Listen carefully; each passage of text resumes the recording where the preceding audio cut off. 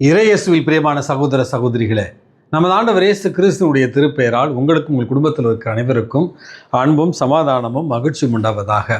அன்புமிக்கவர்களே, August மாதம் 8ஆம் தேதி தாயாம் திரு அவை புனித டொமினிக் குஸ்மென் என்பவருடைய நினைவு நாளைத்தான் கொண்டாடுகிறது. தமிழில் இவருடைய பெயர் புனித சுவாமிநாதர் என்கிற ஒரு பெயர். அன்புமிக்கவர்களே, இந்த புனிதரானவர் போதகர் சபை என்று அழைக்கப்படுகிற புனித டொமினிக்கன் சபையினுடைய நிறுவனர் என்று தான் வரலாற்றில் நாம் அறிகிறோம். இவர் பிறந்தது 11ஆவது நூற்றாண்டு ஸ்பெயின் தேசத்தில் ஒரு பணக்கார பிரபுத்துவ குடும்பத்தில். இவருடைய தாய் அன்னை மரியாளிடத்தில் மிகுந்த பக்தி கொண்டிருந்த ஒரு பெண்மணியாகவும், மிக இளைய வயதிலிருந்தே புனித டொமினிக் அவர்களுக்கு இறைவனோடு பேசுகிற, இறைவனோடு உறவாடுகிற, ஜெபத்தில் ஒன்றித்திருக்கிற, இறை வார்த்தை வழியாக ஜெபிக்கிற ஒரு பழக்கத்தை ஏற்படுத்தினார் என்றும், இரவில் அடிக்கடி இவர் எழுந்து தனிமையில் இறைவனோடு ஜெபித்து கொண்டிருப்பார் என்றும் இவருடைய இளமை கால வாழ்க்கை வரலாற்றில் நம்ம வாசிக்கிறோம்.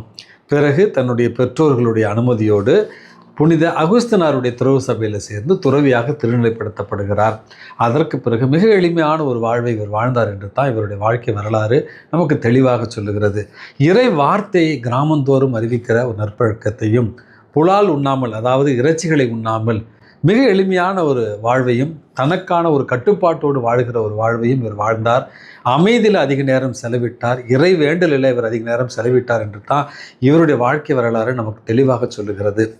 அதற்கு பிறகு ஒரு நாள் இவர் அன்னை மரியாளிடத்தில் ஜெபித்து கொண்டிருந்த நேரத்தில் மிகுந்த வேதனையோடு ஜெபித்து கொண்டிருக்கிறார். காரணம், இவர் வாழ்ந்த அந்த ஒரு காலகட்டத்தில் ஐரோப்பா முழுவதுமே ஒரு தவறான தப்பிரை, ஆல்பிஜென்சியனிசம் என்று சொல்வார்கள், இயேசுடைய இறைத்தன்மையும் மனிதத்தன்மையும் சந்தேகிக்கிற ஒரு தவறான படிப்படை என்று தான் நம்ம அறிகிறோம். அந்த நேரத்தில் இந்த தப்பிரையை ஏற்றுக்கொண்டு பல ஐரோப்பியர்கள் கத்தோலிக்க கிறிஸ்தவத்தை விட்டு கொஞ்சம் கொஞ்சமாக விலகி கொண்டிருந்த ஒரு நேரம்தான்.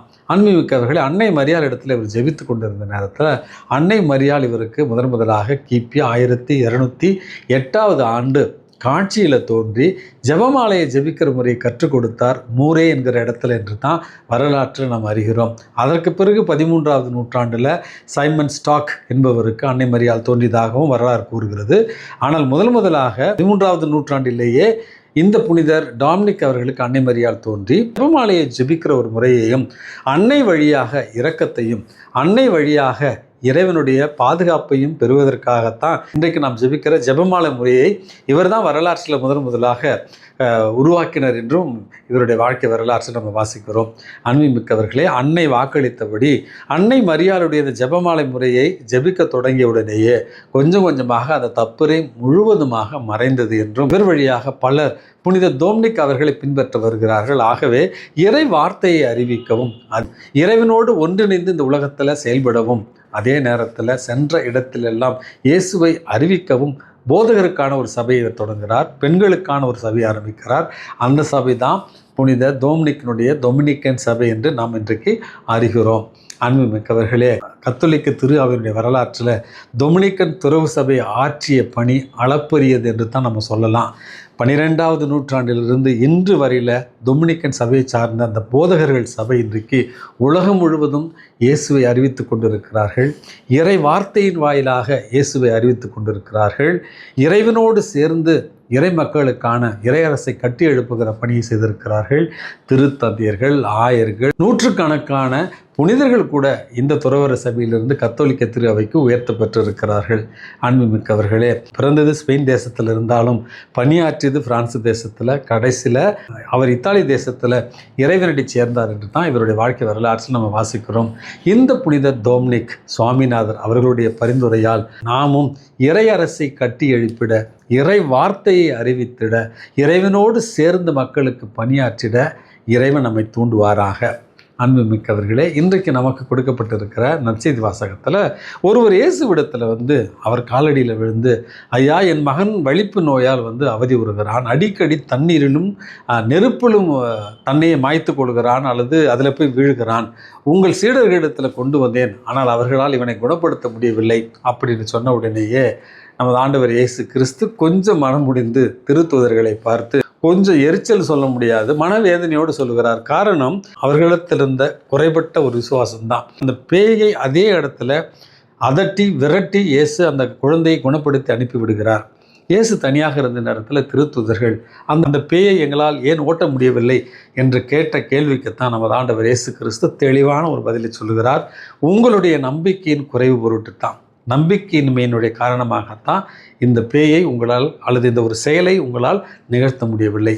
கடுகளவு நம்பிக்கை விசுவாசம் உங்களுக்கு இருந்தால் மலையை கூட உங்களால் பெயர்ந்து போக செய்ய முடியும் அப்படி சொல்லி மனித வாழ்க்கைக்கு நம்பிக்கை விசுவாசம் எவ்வளவு முக்கியமானது என்பதைத்தான் இன்றைக்கு நமது ஆண்டவர் இயேசு கிறிஸ்து நமக்கு பாடமாக சொல்லி தருகிறார்.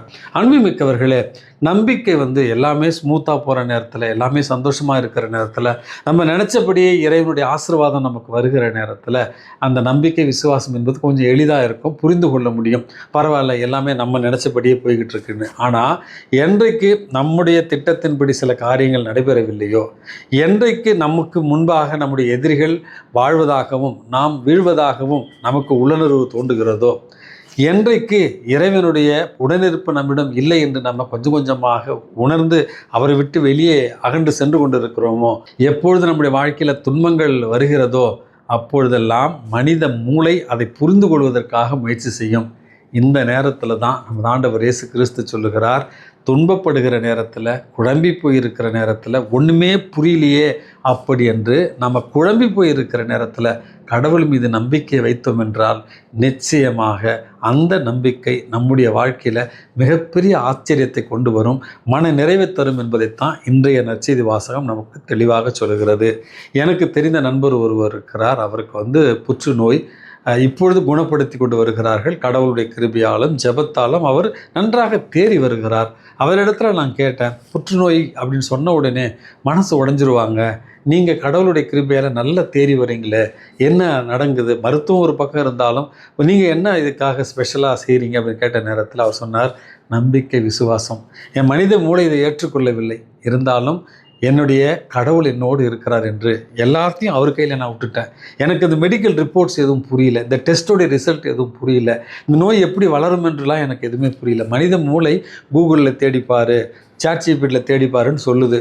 பட் ஆனால் கூகுளுக்கும் மேலே, சாட்ஜிபிட்டிக்கும் மேலே எல்லாத்தையும் அறிந்த கடவுள் இருக்கார் இல்லையா, அவர்கிட்ட என்னுடைய பிரச்சனையை ஒப்படைச்சிட்டேன். அவர் யோசிக்கட்டும் எனக்காக, அவர் எனக்காக போராடட்டும். என்னால் போராட முடியல, வலிமை இல்லை, அதனால் அவர்கிட்ட நான் ஒப்படைச்சிட்டேன், நிம்மதியாக இருக்கேன் அப்படின்னு சொன்னார். அன்புமிக்கவர்களே, துன்பத் துயர வேலைகளில் எதுவுமே புரியாத இருக்கிற ஒரு நேரத்தில், கடவுள் நம்மை விட்டு வெகு தொலைவில் சென்று விட்டாரோ என்று தோணுகிற நேரத்தில் எல்லாம் மனித மூளையை கொஞ்சம் தூக்கி ஓரமாக வச்சுட்டு நம்பிக்கை என்கிற ஆயுதத்தை கையில் எடுப்போம், இறை பிரசன்னத்தை உணர்வோம்.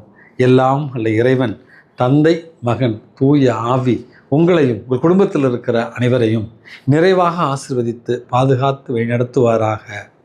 ஆமேன்.